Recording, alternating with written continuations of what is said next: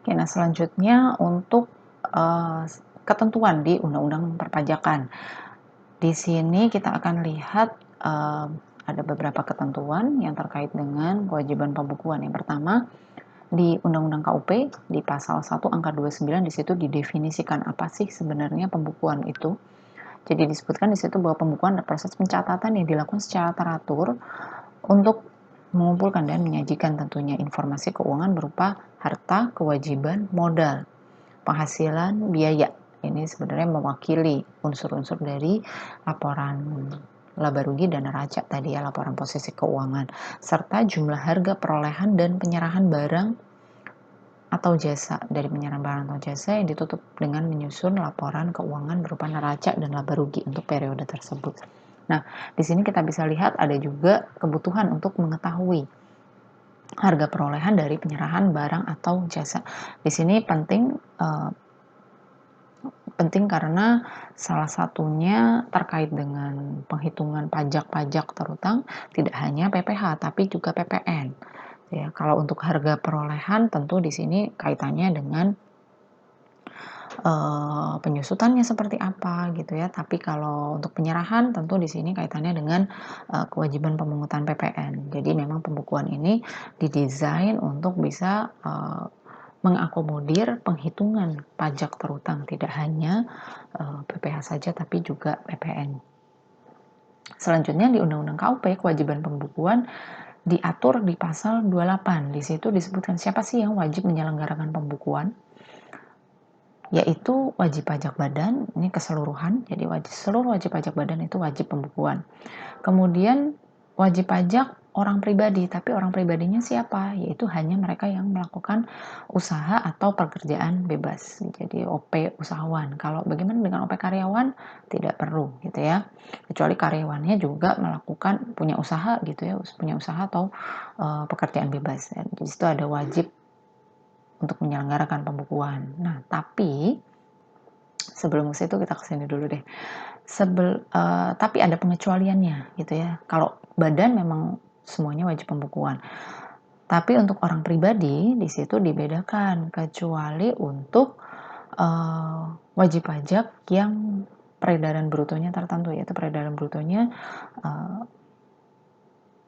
4,8 di bawah gitu ya, di bawah 4,8 miliar, maka sesuai dengan ketentuan pasal 14 ayat 2 Undang-Undang PPh itu kan merupakan memenuhi kategori Oke, nah jadi sesuai dengan ketentuan Undang-Undang PPh di pasal 14 OP usahawan, OP yang menyelenggarakan usaha atau melakukan kegiatan pekerjaan bebas, di situ boleh menggunakan norma penghitungan penghasilan neto. Tapi ada batasan peredaran brutonya yaitu di bawah 4,8 M.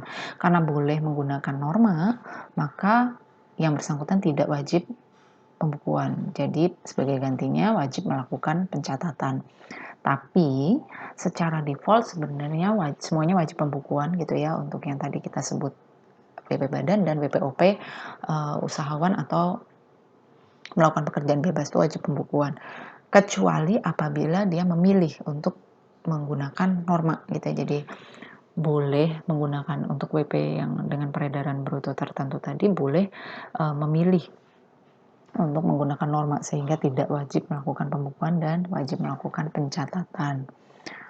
Oke, kita balik lagi dulu ke depan. Nah, pembukuan ini tadi, dari pembukuan yang dilakukan oleh perusahaan itu wajib dilampirkan nantinya, atau orang pribadi yang melakukan pembukuan itu wajib dilampirkan di SPT tahunan wajib pajak yang bersangkutan.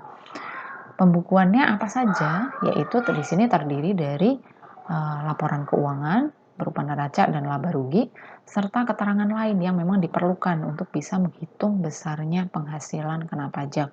Bisa dari CALK, bisa juga termasuk koreksi fiskal. Koreksi fiskal ini salah satu lampiran dalam SPT tahunan PPh,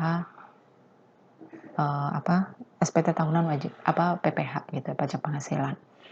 Kemudian laporan keuangan yang dari masing-masing wajib pajak gitu ya. Jadi misalnya misalnya ada suatu perusahaan dia punya subsidiary, punya anak perusahaan, punya beberapa anak perusahaan. Nah, sebagai induk dia harus melaporkan, menyampaikan pembukuan dan menyampaikannya, dilampirkan di SPT tahunannya itu berupa laporan keuangan dari, induknya saja, termasuk, juga laporan konsolidasi dengan anak usahanya tadi, gitu ya.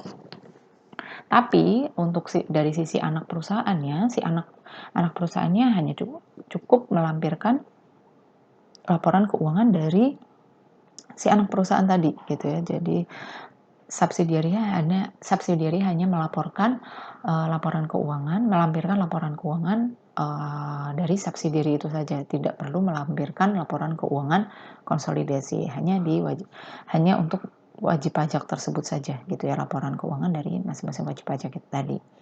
Nah, selanjutnya kalau misalkan laporan keuangannya tadi diaudit oleh akuntan publik, tapi kemudian tidak dilampirkan, itu makanya akan ada konsekuensi bahwa SPT-nya dianggap tidak lengkap, tidak jelas, sehingga pada akhirnya dianggap tidak disampaikan, tentunya setelah dilakukan teguran, gitu ya. Nah, jadi kalau misalkan diaudit oleh akuntan publik, maka yang dilampirkan adalah yang audited, ya. Kemudian,